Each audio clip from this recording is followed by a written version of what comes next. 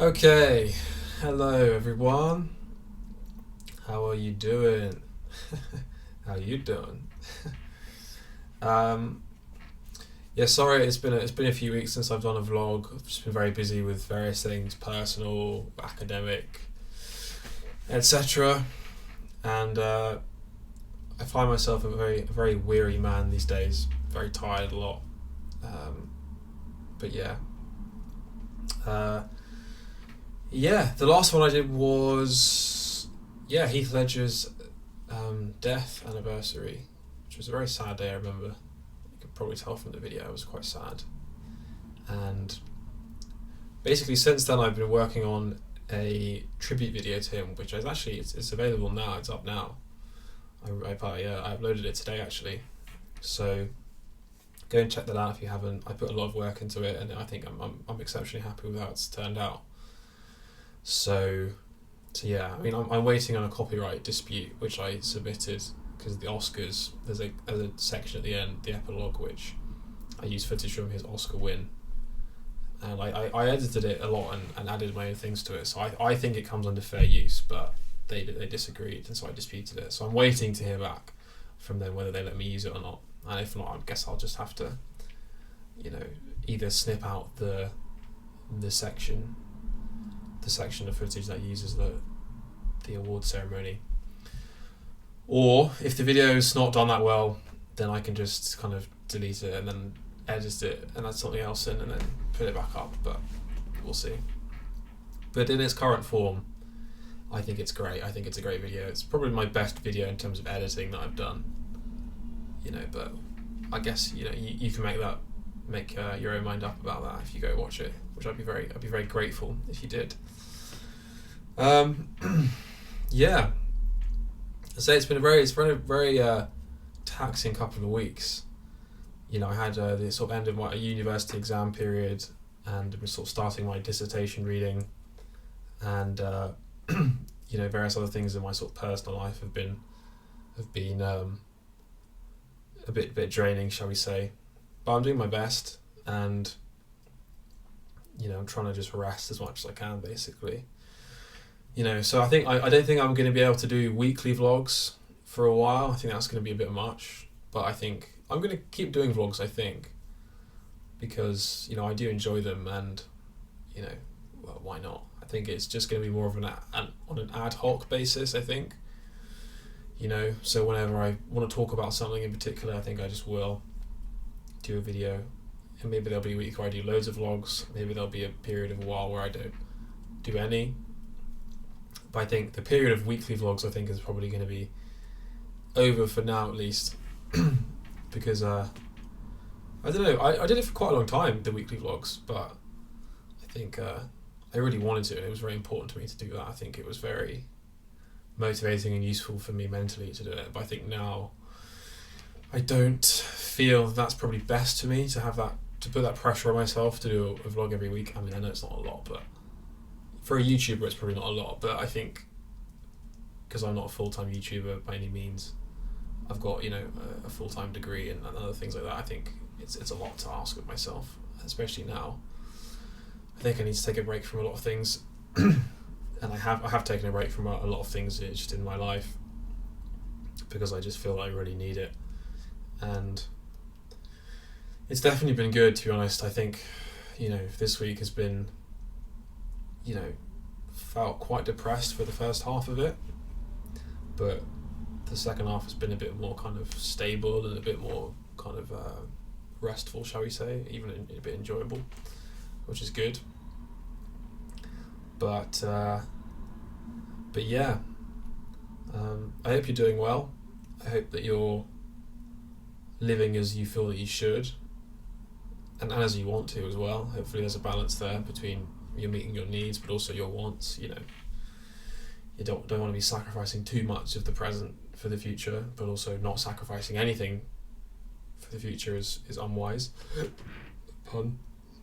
And yeah, don't know what else to say, really. I'm trying to think about what's been on my mind. To be honest, mostly it's just personal stuff, so I feel like it's not the place for that, because because I couldn't really talk about any of that without going into specifics. But yeah, I've been feeling very deflated recently and very, well, yeah, I mean, depressed is probably quite an optimal word. Although it's hard to say what is depression and what's not depression, but I think what I've felt for at least like Monday, Tuesday, Wednesday probably qualifies. But who knows? Felt like depression to me. But I'm not worried about it. That's the thing. I'm not worried because I think if I think about what's been going on in my life, I think it's very understandable, and it's open to remedy. Basically, there's definitely ways out. It's not an endless, bottomless depression that no matter what I do, I'm gonna feel that way. I think it's a very tangible thing, and I think I can fix it, and I kind of am fixing it, kind of as best I can. And there's an element of you got to just pray and kind of earnestly reflect about what you're going through and what you're feeling, and then just kind of stay the course. I think just stay where you need to be, and things will work out. It's that classic bit of advice that I don't know if I first heard it when I was 16 or I came up with it for myself, but it's the thing of, if you go about your life in the right way, things will happen. Which I think I spoke about that in my dating video, and I explained that a little bit more, but that's essentially what I think. If I could distill my whole life's experience and philosophy into a single phrase, that would be it. Which is ironic because I sort of found it when I was 16, which is, just before I went through maybe the worst thing I've ever gone through as a person, when I was just turned 17. And that was how I lived for a while when I was 16, and I forgot that advice for a long time, I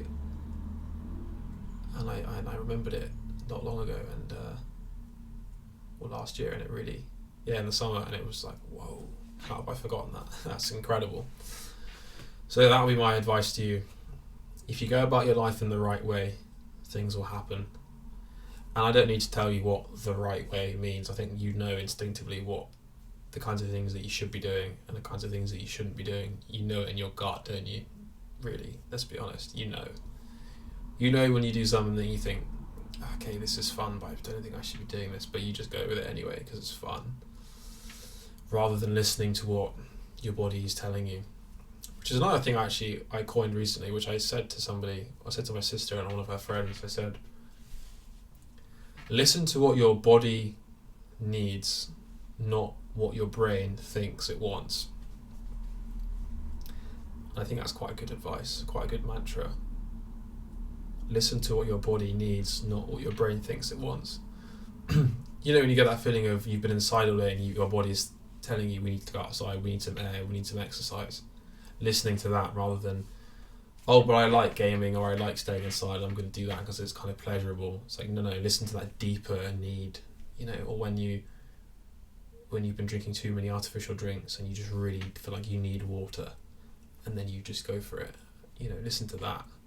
Or I have this a lot where I haven't eaten enough fruit and I go and have some grapes or a banana, and it's that deep kind of visceral need for something on a health level. But I think your mind works like that as well. As I was saying, I think when your body and your mind is telling you, your body is telling you, your soul is telling you, we're spending too much time on technology, we need to do something else. Your soul is restless, or it's in turmoil, or it's anxious, and technology is just stirring that even further, and you shouldn't be doing that. And maybe you throw your phone across the room. That's your body almost taking control. Your soul is taking control in that moment because you've not been listening to it. So listen to it more. Because what the heck does your brain know? What does your brain really know? What can it really tell you about? Because it just thinks it wants things. How often is it really true? Because if you have to think about whether you want something, do you really want it? And do you really need it? Because if you really needed to do something, I think you would just do it. That's something I've tried to do in the last sort of few years of my life, is kind of be a bit more instinctual in that sense and trust your instincts, and kind of listen and trust that part of yourself that is beneath everything. Your soul, your real self. Because your mind is not yourself. You're not your thoughts or your experiences. Really, you're not. You are the awareness you are awareness that experiences the world through a certain body, through certain eyes, through certain senses. But that's not you. You're not your senses. That's just how you experience the world. The mind and the body you're given, that's just a vessel. That's just your computer, your vehicle. And everyone's got a slightly different vehicle. So we're all going to drive differently, but we're all essentially the same. We're all points of awareness that experience the world through incorporeal form, through bodies, it's important to never forget that. You're not your thoughts. You're not even your experiences. Obviously, that your experiences they're real, but they're not you. They can't ever be you, because you experience them. But what do you mean when you say you? What is you? What is I? What is the self? And that's the you. That's the awareness behind the screen. And it's important to never forget that. You are so much. In a way, you're so much more than you think, but really, you're just so much less than you think. It's actually simpler than what you think. You're not your identity. Your identity is just a construct that you've been taught, or you've programmed yourself to believe that's what you are. But it shatters so easily, so it can't be you, because the real you is really strong. The real you is the one that pulls through really difficult times and keeps you afloat. That's the you. It's like you're a balloon that's full of air. You're not the balloon, you're the air. The balloon is just how the outside world sees it and how you experience the world. But you're actually the air. And that's something to say, I think, at least.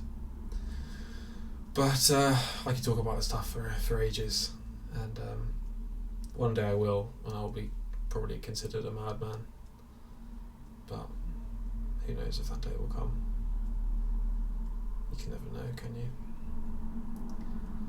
But yeah, my goal for life right now is just to live a lot more simply, see fewer people, talk to fewer people, watch more films, spend more time just by myself, doing my thing, not worrying about anything other than the basic, immediate kind of considerations of my life, which are obviously just dissertation and basic things like food, water, exercise, and music, and a bit of YouTube as well. But even YouTube I can't really promise, So that's my plan. What's your plan? What problems are you facing at the moment, and how are you going to tackle them? What are you going to do about it? How are you going to find more balance in your life?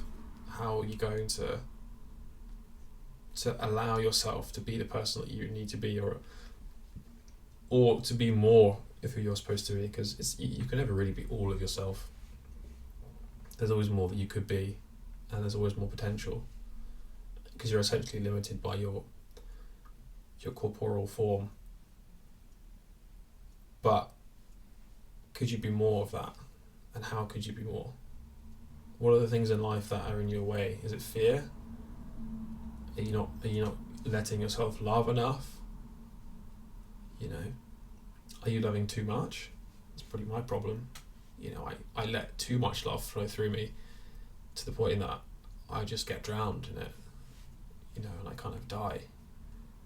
So that's my thing. I need to rein that in a bit and be a bit more, okay, I need to have some boundaries. I need to have a bit more structure in place to kind of manage all this love that I'm in a sense lucky to feel for so many people. But it gets too much. It gets so much, and I can't handle it.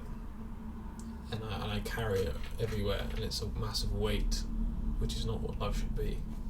Love should be a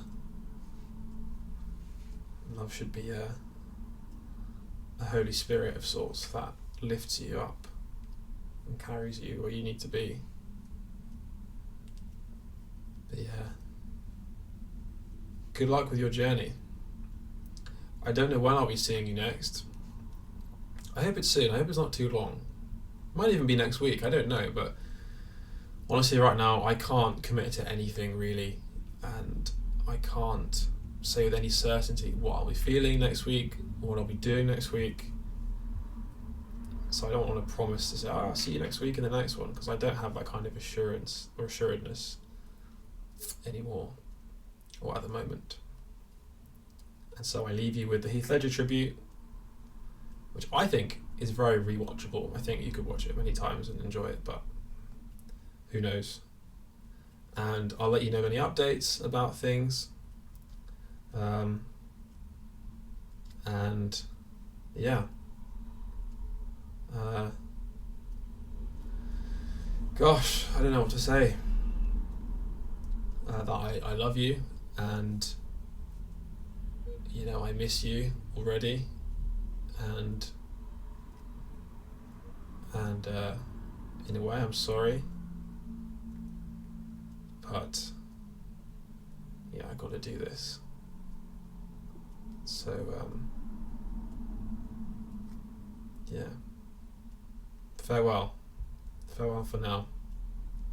May God bless you. I mean that so sincerely. I hope God blesses you and fills your days and nights with what you really need, and yeah, take care. Goodbye.